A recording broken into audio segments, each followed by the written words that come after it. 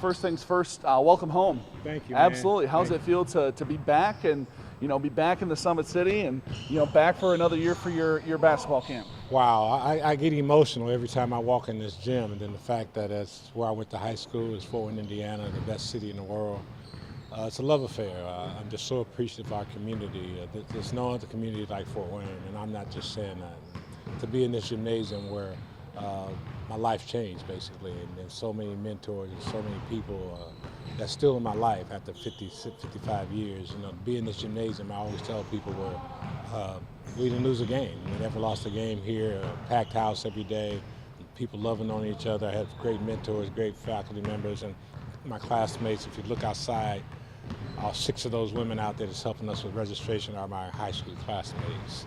And that's amazing. They've been friends and family members ever since 1973 and 74. Awesome.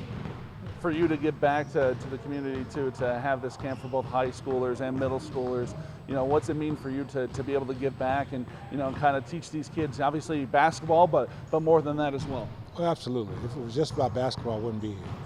This is so much more than that. It's about standards. It's about teaching our kids standards.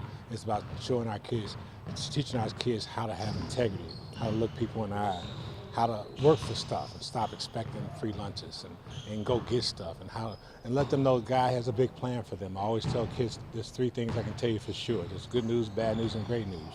The bad news is simply that Satan has a serious plan for your life. The good news is so do God. The great news is you get to choose.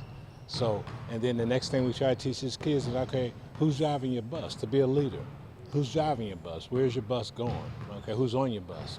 And you have to take control of your life. You have to drive your bus. You can't have a bus full of people going to Chicago and you trying to get to New York. And you've got to know, sometimes you got to kick those people out. It's tough to be a leader. So when you become a leader, it takes courage to be a leader. So you got to teach these kids how to be leaders and also to have courage enough to keep people off their bus and have character and have standards. So that's what we're fighting for. Obviously, this is day 2 of the camp, but how cool is it to kind of see the growth the kids make in such a short amount of time here, too? Well, it's amazing. And a lot of things, it's just a subtle thing. It's like busting your butt, getting back on defense, talking on defense, diving on the floor for a loose ball. And a lot of these kids have been taught the wrong thing. They think it's the coaches' jobs to earn their kids' trust. No, it's the kids' jobs to earn the coaches' trust. We got that twisted. In today's transfer portal world, everybody, the coach screamed at me, so I want to change teams. That's not the answer, because everywhere you go, there you are.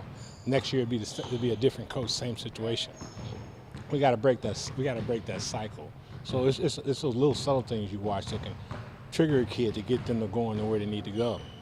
I got cut in the 5th and 6th grade. I was the 22nd best player out of 22 players in 7th grade. So it's not where you start, it's where you finish. And you can do all those things. You can do all things. And that's a principle that's biblical. That's a fact. And we got to keep encouraging them to raise their expectations. But you got to make it fun for them, too. They got to understand this is basketball. It's a fun game.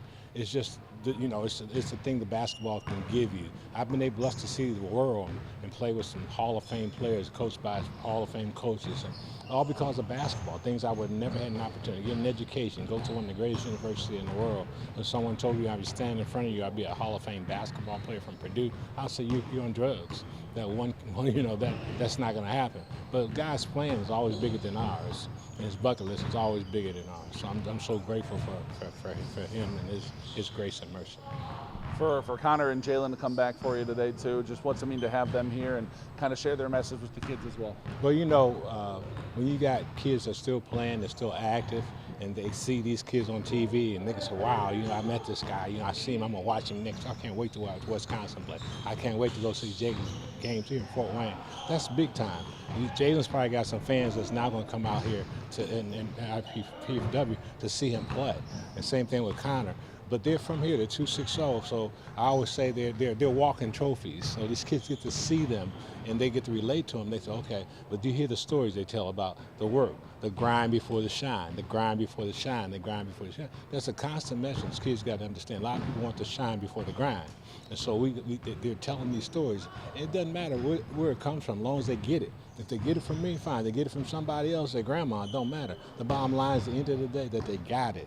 And that's what we want to do, make sure they get it. And that's one neat thing I like about the quality coaches we got here. It could be told a different way, but somebody's going to get something. So that's what I think we got going for us. Looking at your alma mater, obviously Purdue had a heck of a year last year. Just thoughts on the Boilermakers heading into this year, and where Coach Painter's got them at. Well, I'm really happy with Purdue. I think the culture is there, the standards he set. And I always say you win with character kids, and I think those kids got high character. I hate the way it ended, but there's only one team holding the trophy at the end of the day. So whether you make it to the final game or you got beat in the first round, it's still the same result. But I'm really pleased with them. I like to see them do better in tournament time. I think they will.